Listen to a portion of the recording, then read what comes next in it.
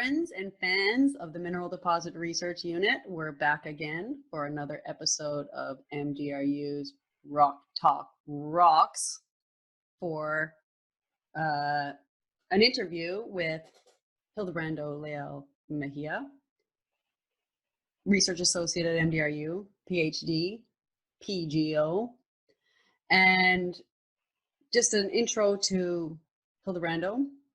He's my office mate. He's a brilliant guy, and I very much enjoy sharing an office with him and learning about his research on a regular basis and ongoing basis.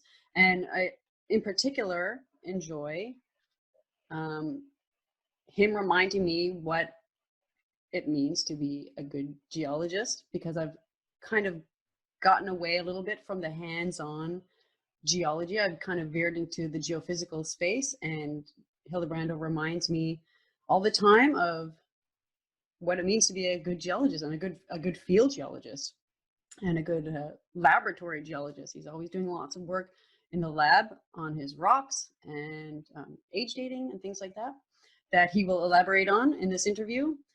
Hildebrando began his current research at MDRU about 7 years ago. He's working in Colombia. He's working to generate new, improved metallogenetic maps of Colombia. This is his home country. And so, welcome, Hildebrando. Hey, and thanks for inviting me. Glad to have you. Glad to spend time with you, as always. So first of all, I wanted to ask you about your experience, and in particular, we've talked about this in the office before. I think you've had a very interesting academic and career trajectory, and because you've basically traveled around the globe to end up at MDRU in Vancouver. Would you mind telling me a little bit about how you ended up in Vancouver from starting in Colombia and getting your initial geological education in Colombia and going from there? Sure, I did my bachelor and my master's in the National University of Colombia in Bogota. And then after that, I moved to Barcelona, to the University of Barcelona. And then when I already was there, I was looking for a research project, basically, and we get in contact with Anglo Ashanti for a regional metallogenic project that they have, looking to understand gold deposits in Colombia. So I was sponsored by them, and I finished my PhD by mid-2011.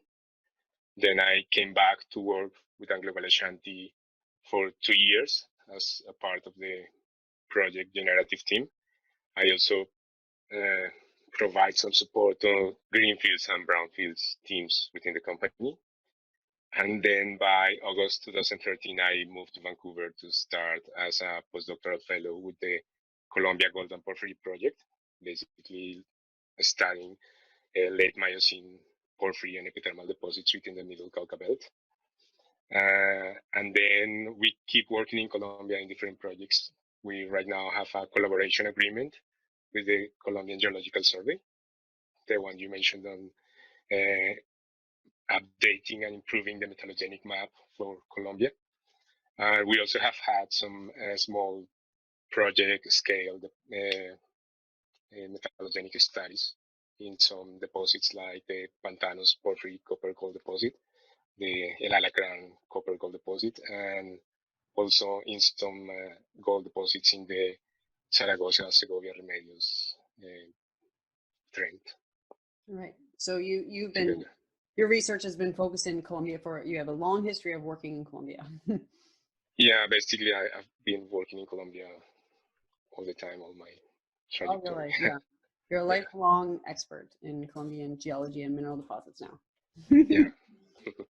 Okay, so I'm going to ask a little bit about the current project you're working on at MDRU. You're building new metallogenetic maps of Colombia. You're working on continuing that job.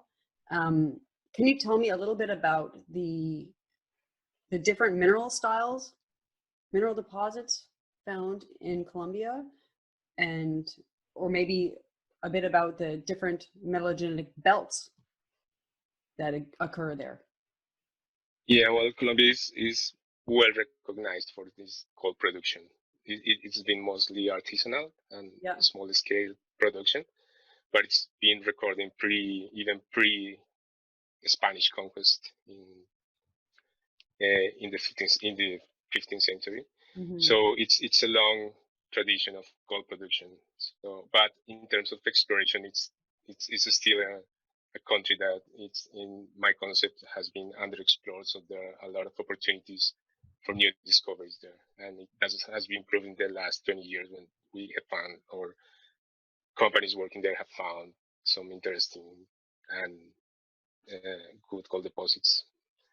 So that's what I find interesting still working there, that there's a lot of things to do in different environments.